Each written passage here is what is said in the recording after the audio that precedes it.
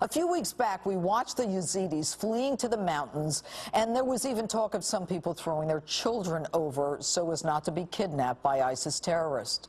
With me now, Middle East expert and founder of Act for America, Brigitte Gabriel, and my friend. All right, Brigitte, we've got another problem. We've got another beheading, another American lined up.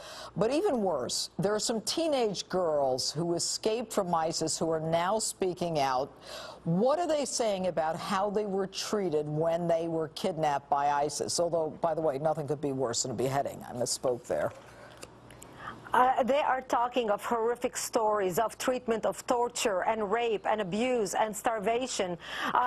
3 girls escaped. 2 were friends captured in one home. The other one was in a separate home, but they all have the same account. 1 girl was raped up to 6 times a day and then tortured. The 3 girls report that they were given only 1 meal a day. Their treatment was so bad that one of them said one time her capture, which actually she was given to him as a gift, he didn't capture her. She said he would even drew blood out of her, a needle where she would faint and feel very nauseous. This is the type of torture that they went through. Things were so bad that one of the girls tried to commit suicide. 1 girl hung herself. The others said that those who tried to hang themselves, if they were found by the ISIS fighters, they were beaten, and that discouraged the other girls from even committing suicide. It's heart-wrenching to read their stories. Is there no end to this group's brutality? Are there psychopaths, sociopaths? What are they? This is how they are treating these girls because they consider them infidels and rewards of war. So they are being sold as slaves. Their prices ranging between $100 to $1,000. They are being given as gifts because, again, they are the property of their captors. They are the booty of war. So in ISIS's mind, as they expand their territories, we're going to hear more of these stories. And this is why it becomes vital, Judge, that our government puts pressure on the surrounding countries to come to the aid of those minorities in the Middle East and try to protect the minorities in that region because, let's face it, the minorities are being abused in such a horrible way, whether they are Christians, whether they are Yazidis, or any other religion, and they need our help.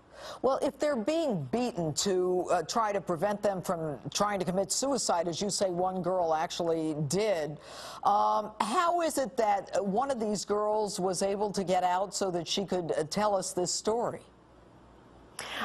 The girls that were able to escape, 2 girls were kept in one home, and their capture went to the Friday prayer in the mosque. So they used the knife to break the lock, and then they found 2 Islamic garb, 2 hijabs in the home. They put them on, and they ran out. They had actually called someone to meet them, and they were able to meet with him. The other girl that escaped was actually a mother. Excuse me, how did they get a hold of a knife? I'm not sure. They didn't say, they didn't go into the details. They just said they were able to break a lock using a knife and meat cleaver in order to escape by breaking the lock and escaping. So I do not know any more details other than that. The other lady who had actually a child, she had an 18-month-old with her, and she needed water for her child who couldn't stop crying. She knocked on the door trying to get the guard to bring her water. She didn't hear anything. She finally broke the door and got out and realized there was nobody there. And 1 guy was asleep, so she just grabbed her baby and ran out. Good, good. Brigitte Gabriel, Act for America. Thanks so much for being with us. Thank you.